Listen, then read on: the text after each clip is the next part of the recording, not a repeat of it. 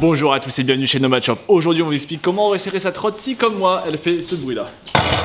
On se retrouve dans le rayon trottinette freestyle, c'est parti.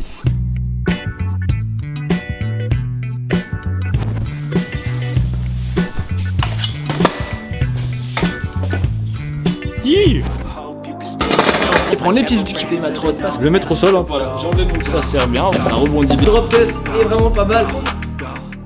D'ailleurs, juste avant de commencer cette vidéo, si vous ne connaissez pas encore Nomad Shop, on est un magasin de sport urbain basé ici même à Paris-Bastille. On vend tout ce qui est en rapport forcément avec la trottinette derrière moi, je vais vous montrer le rayon juste après, mais aussi avec le skate et le roller. Donc si vous n'étiez pas encore abonné, n'hésitez pas à le faire maintenant, et sinon, faites-le à la fin de la vidéo quand vous aurez appris à resserrer votre trottinette à la perfection. Petit tour du propriétaire, ça commence derrière moi avec les trottinettes complètes, Park Street.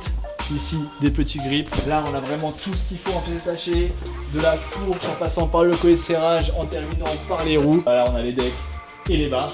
Donc n'hésitez pas à venir nous voir ici en magasin. Et c'est parti, je vous explique comment on resserre cette trottinette. Let's go!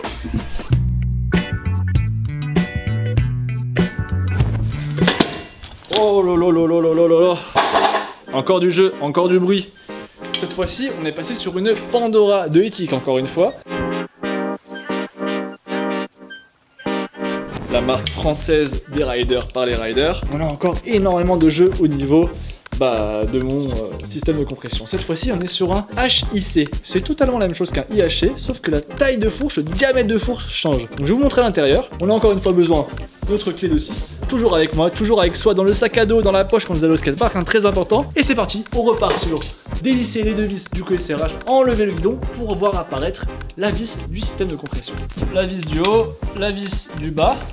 On doit pouvoir normalement enlever facilement, voilà, mon guidon, je le pose à côté de moi pour ne pas le perdre. Et vous voyez donc apparaître encore une fois ce système de compression HIC cette fois-ci. Vous voyez, c'est pareil, une vis en haut qui vient pousser un cylindre sur nos roulements qui sont ici cachés à l'intérieur. Vous savez quoi, je vais le démonter en entier, comme ça vous allez voir. Donc, vous avez cette belle vis qui vient dans un pas de vis à l'intérieur de la fourche, un cylindre, voilà, ça c'est ce qu'on appelle un HIC. Et en fait, ici en dessous, vous avez le capot de jeu de direction. Une petite bague de compression doit être serrée pour ne pas avoir du jeu au niveau des roulements. Sans la bague, ça fait du jeu. Si je mets la bague, qu'elle est bien comprimée, il n'y a plus rien. Mais si la bague elle n'est pas comprimée, il y a du jeu. Le but est donc de resserrer tout ça. On se le remet, on met notre cylindre, on va visser notre vis au maximum comme le IHC. Et c'est reparti pour une session. Je vous montre le drop test. Et voilà, cette fois-ci j'ai vraiment serré au maximum le système de compression, ce HIC. On est prêt à repartir pour une session. On va voir maintenant le dernier type de système de compression, le SCS. C'est un petit peu la même chose, sauf que ça change. C'est un collier qu'il faut comprimer à la place de juste une vis. Je vous montre tout ça en image, ne vous inquiétez pas. Et comme ça, vous n'aurez plus jamais de jeu. Votre jeu de direction, votre système de compression, vos roulements de direction, tout ce qui a à voir avec la direction et la liaison entre la fourche et le deck.